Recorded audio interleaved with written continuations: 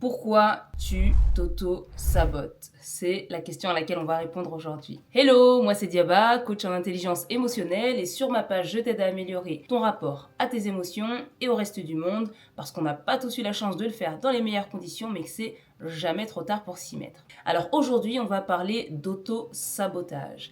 On va commencer par dire qu'est-ce que l'auto-sabotage, pourquoi on s'auto-sabote et surtout comment arrêter de s'auto-saboter. Alors, l'auto-sabotage, c'est comme si tu avais un hater à l'intérieur de toi. Quelqu'un qui, dès lors que tu es sur le point de réussir, dès lors que tu es sur le point d'accomplir quelque chose ou peut-être de faire une super rencontre ou quoi que ce soit, il se débrouille pour tout gâcher. Et à la fin, tu es en colère contre toi-même, tu t'en veux, tu sais que tu aurais pu éviter de tout gâcher, mais c'est comme si c'était plus fort que toi et tu comprends pas d'où ça vient.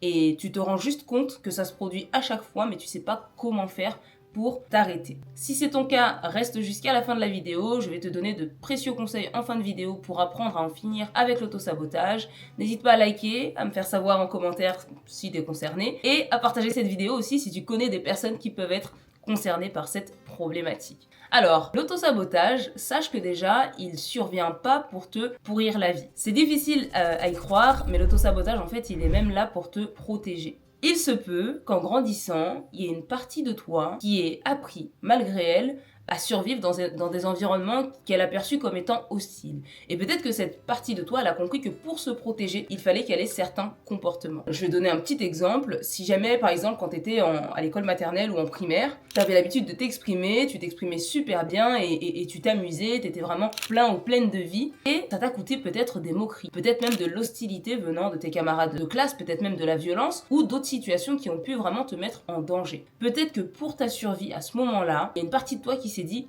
pour survivre, il faut qu'on se fasse discret, il faut qu'on s'efface, il faut qu'on arrête de parler, il faut qu'on arrête de se faire remarquer. Et donc à ce moment-là, cette partie de toi, elle a eu raison et elle a très bien fait de faire en sorte que tu t'effaces, parce que peut-être que ça t'a permis de survivre et de faire face à ces climats hostiles. Il se peut que 10 ans, 15 ans, 20 ans après, cette partie de toi, elle n'a toujours pas compris que maintenant les choses, elles ont changé, que maintenant tu as grandi, que tu as de nouvelles ressources, que tu es capable de te protéger autrement et que tu peux du coup t'affirmer, t'exprimer et que tu aurais même tout intérêt à créer du lien avec les personnes autour de toi. Et en fait, l'auto-sabotage, il survient quand cette partie de toi, elle continue d'agir malgré ton consentement. C'est comme si tu lui avais donné un ordre il y a 15-20 ans et ensuite toi tu l'as oublié. Ça a basculé dans l'inconscient et maintenant tu comprends pas pourquoi tu agis comme ça et tu as oublié en fait de donner l'ordre contraire à ton cerveau et de lui dire ça y est, on est en sécurité. Peut-être que tu as essayé de te donner cet ordre contraire, mais peut-être que c'est la manière dont tu t'y es pris qui n'a pas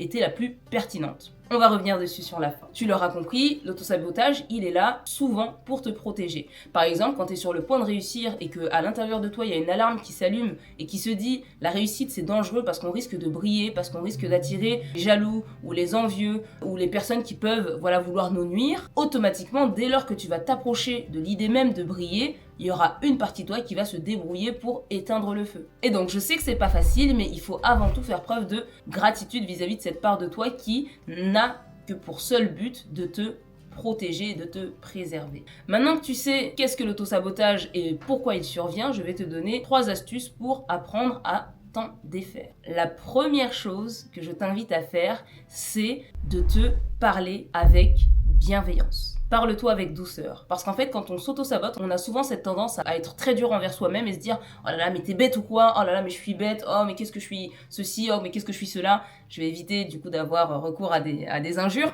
Mais on peut avoir cette tendance à être très très dur avec soi-même. Et c'est une telle dureté qu'on la souhaiterait même pas pour quelqu'un à l'extérieur de nous, quelqu'un qu'on aime. Vous voyez, je pense que parfois ce qui vous traverse l'esprit, vous le diriez même pas à un enfant ou à un adulte même. C'est genre, t'as mal fait ton travail et ton responsable te parlerait de cette manière-là, tu le tolérerais pas. Mais pourtant, de toi vers toi, eh ben, tu te permets de t'exprimer avec cette dureté, vraiment cette condescendance vis-à-vis de toi-même. Et le problème, c'est que quand on nous parle mal, on a tendance à se crisper. Et c'est pareil pour nous, quand on se parle mal, on a tendance à se crisper. Et plus on est crispé, et plus notre corps, il a toutes les raisons de penser que, en fait, le problème continue. On est toujours en potentiel danger. Et si on est toujours en potentiel danger, pour se préserver, on va continuer de faire ce qu'on a toujours su faire. Le corps se met pas en mode expansion, ni l'esprit d'ailleurs, quand il a le sentiment qu'il y a des raisons de se crisper et de se protéger. Donc, première chose, vraiment, parle-toi avec douceur. Arrête de t'insulter, arrête de t'offenser toi-même, arrête de te blâmer pour tes erreurs.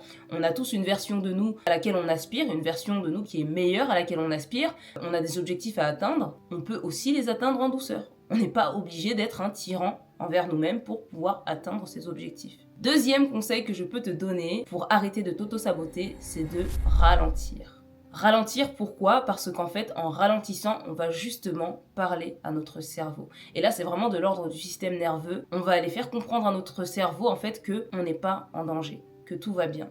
Et plus on va ralentir, plus on va être dans cet état où on va pouvoir créer l'espace nécessaire au changement. L'espace nécessaire à la réflexion. L'espace nécessaire au regard qu'on va pouvoir porter sur soi pour pouvoir se dire tiens, je me rends compte que j'agis bizarrement dès lors que j'ai un entretien d'embauche. Ou je me rends compte que j'agis bizarrement dès lors que je suis sur le point de faire la rencontre d'une personne qui risque de me plaire. Puisque je suis posé et puisque je suis bienveillant envers moi-même, je vais pouvoir justement créer cet espace où je vais pouvoir me poser ces questions et accueillir les réponses. Quand quelqu'un est dur avec nous, on n'a pas envie de se confier à lui. Et bien c'est pareil à l'intérieur de nous. Et enfin, la troisième étape, c'est vraiment de communiquer avec toi-même. Alors, je sais que ça peut paraître bizarre dit comme ça, on n'est pas chez les fous.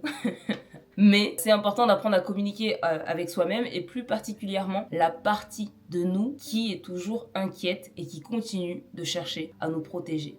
Parce que la réalité, c'est que probablement que si t'es sur cette vidéo, t'as probablement tenté la version de la dureté, le côté où je m'écoute pas, le côté où je fonce, le côté où j'y prête pas attention et c'est une voix dans ma tête et ça va passer. Mais en fait, ça passe pas comme ça.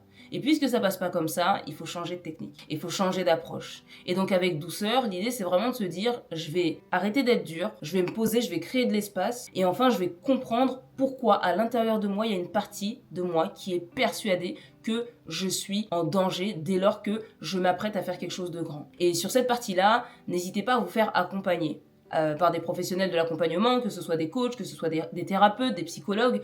Tout ça, c'est des personnes qui vont en fait avoir un regard extérieur et qui vont vous aider. C'est des personnes qui vont vous aider à avoir un regard extérieur et ce regard, c'est ce qui va vraiment vous permettre de prendre du recul sur votre manière d'agir et d'appréhender ce qui se présente à vous. Je pose ça là, ces 3 astuces. En tout cas, sache que si tu t'es reconnu dans cette vidéo, il n'y a pas de quoi te blâmer. On n'a pas tous grandi dans un environnement safe et secure pour exprimer nos émotions et pour avoir le sentiment de pouvoir se réaliser sans en souffrir. La plupart d'entre nous, voilà, si vous êtes sur ma page, d'ailleurs, il y a de grandes chances que ce soit à cause de casseroles que vous vous traînez peut-être depuis l'enfance et donc ça mérite tout le respect du monde. Le fait de vouloir se protéger, ça mérite aussi tout le respect du monde, mais parfois, il faut juste changer de technique. Moi, j'appelle ça mettre à jour le système. Voilà, c'est comme une mise à jour. On fait la mise à jour et dans la mise à jour, on sait en fait qu'on n'a pas besoin de ceci ou de cela et on se rend compte en fait qu'on peut être nous-mêmes sans que ce soit un danger. C'est un cheminement qui prend du temps, il faut faire preuve de patience et surtout, comme je l'ai dit, de bienveillance. J'espère que cette vidéo t'a plu, qu'elle t'a permis d'avoir des réponses par rapport à cette problématique-là et surtout d'avoir des solutions. N'hésite pas à m'en faire part en commentaire. N'hésite pas aussi à me dire en commentaire si tu souhaites que j'aborde d'autres thématiques en lien avec l'intelligence émotionnelle.